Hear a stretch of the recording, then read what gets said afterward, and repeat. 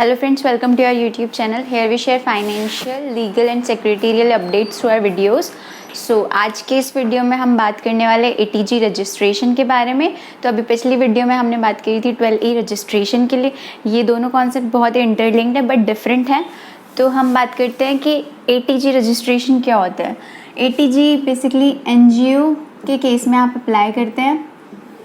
ATG registration में क्या होता है ना, लाइक 12A रजिस्ट्रेशन आपने कर लिया तो 12A रजिस्ट्रेशन के बाद क्या है ना, आपकी जो भी इनकम हुई है आपको उस पर टैक्स नहीं पे करना पड़ता, वो एग्जेम्प्ट होता है।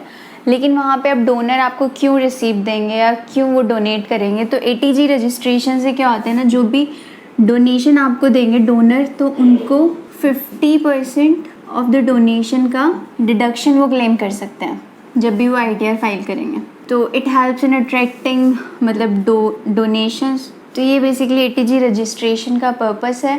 ATG रजिस्ट्रेशन में कौन कौन एलिजिबिलिटी क्या है, कौन कौन अप्लाई कर सकता है। एलिजिबिलिटी है NGO सारे, ट्रस्ट या सोसाइटी या सेक्शन 8 कंपनी जो कि चैरिटेबल पर्पसेस के लिए बनी है। ये सारे फर्म्स या ये सारे बिजनेस फॉर्म्स ATG रजिस्ट्रेशन के लिए अप्लाई कर सकते हैं। तो ये था कि एलिजिबिलिटी क्या है। अब प्रोसेस क्या है, आपको ऑफलाइन फाइल करना होता है, ऑनलाइन फाइल करना होता है, ऑनलाइन फाइल करना होता है, कौन सा फॉर्म्स फाइल करने होते हैं।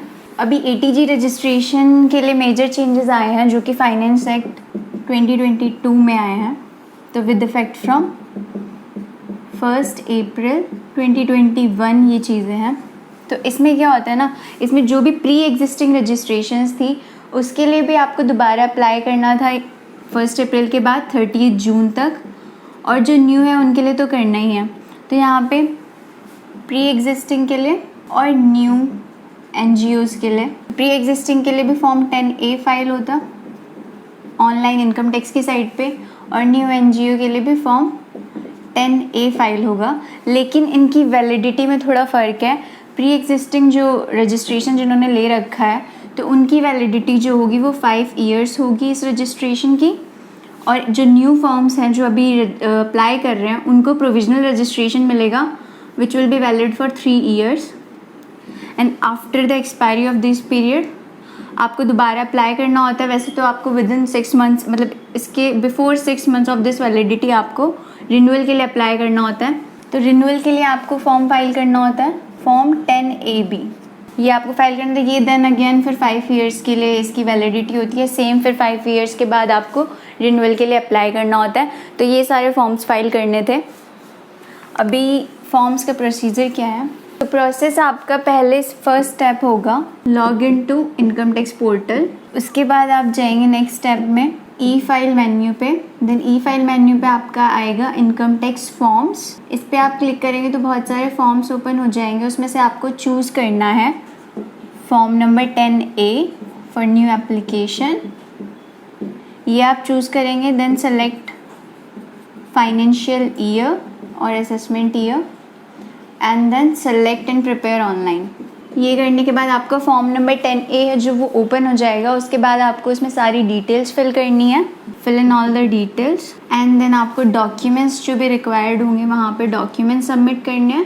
तो डॉक्यूमेंट्स क्या क्या रिक्वायर्ड होंगे, डॉक्यूमेंट्स आपके रिक्वायर्ड होंगे बेसिकली सेम 12A की तरह ही, self certified copy of trust, society और companies KYC document, self certified copy of registration certificate, annual accounts की कॉपी लास्ट 3 इयर्स की, देन आपकी ITR V की कॉपी और ऑडिट रिपोर्ट अगर ऑडिट एप्लीकेबल था तो। बाकी के डॉक्यूमेंट्स में यहाँ ऊपर लिख दे रही हूँ। Copy of registration copy of registration document under FCRA, details of registration in दर्पण पोर्टल। FCRA आपको होता है फॉरेन कंट्रीब्यूशन रेगुलेशन एक्ट। अगर आपके NGO या सोसाइटी को बाहर से कोई भी पेमेंट आ रही है, फॉरेन से कोई भी पेमेंट रिसीव हो रही है, तो आपके लिए मैंडेटरी है इस एक्ट के अंदर रजिस्टर करना।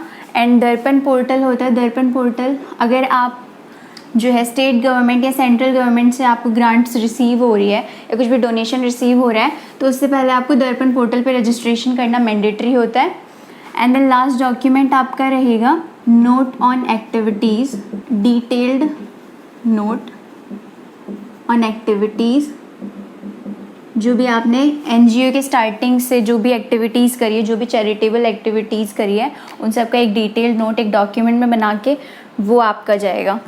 तो ये सारे थे डॉक्यूमेंट्स। अब ये सारे डॉक्यूमेंट्स अपलोड करने के बाद आपको लास्ट में सबमिट करना है डीएससी या ईवीसी के थ्रू। उसके बाद आपकी एप्लीकेशन फाइल होगी। उसके बाद क्या टाइम लिमिट है उस एप्लीकेशन के प्रोसेस होने का, तो वो हम बात करते हैं। तो टाइम लिमिट आपका फॉर एग्जिस्टिंग रजिस्ट्रेशन, जिनका एग्जिस्टिंग रजिस्ट्रेशन था उन्होंने रीवैलिडेशन के लिए या दोबारा अप्लाई किया है फॉर्म 10A में, तो उनका with in 3 months from the end of the month in which the application is filed.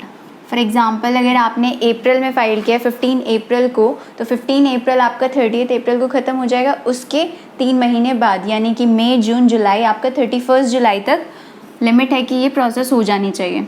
उसके बाद अगर आपने प्रोविजनल रजिस्ट्रेशन के लिए अप्लाई किया है, जो कि न्यू एनजीओ या न्यू सोसाइटी आई है, उन्होंने किया है प्रोविजनल रजिस्ट्रेशन के लिए, तो इसमें भी फॉर्म जो है वो सेम फिल होता है, फॉर्म नंबर 10A, लेकिन इसमें टाइम लिमिट जो है वो आपकी विद इन 1 month है from the end of the month in which the application is filed.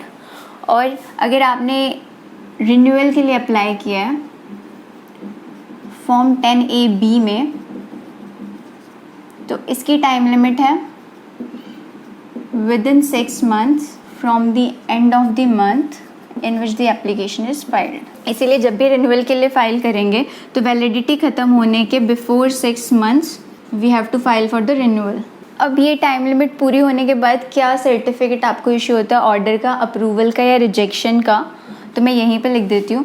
Form 10A में आपको फॉर्म 10AC रिसीव होता है ऑर्डर, ये अप्रूवल के लिए भी यही इशू होता है और रिजेक्शन के लिए भी यही इशू होता है। इसमें भी आपका सेम फॉर्म 10AC इशू होता है। रिन्यूअल के केस में आपका फॉर्म 10AD इशू होता है अप्रूवल या रिजेक्शन के लिए। इन केस आपका इनमें सब में अप्रूवल आ रहा है तो आपको इशू किया जाता है एक 16 डिजिट का URN number which is unique registration number. तो ये था आपका ATG रजिस्ट्रेशन का प्रोसेस और कब आपकी एप्लीकेशन जो है प्रोसेस होती है, कौन सा ऑर्डर आता है प्रोसेस होने पे, रिजेक्ट होने पे या अप्रूव होने पे, ये आपका प्रोसेस कंप्लीट होता है यहाँ पे। तो आई थिंक ये वीडियो आप सबको पसंद आई होगी। Please like, share and comment on the video and do subscribe our channel to get the same videos.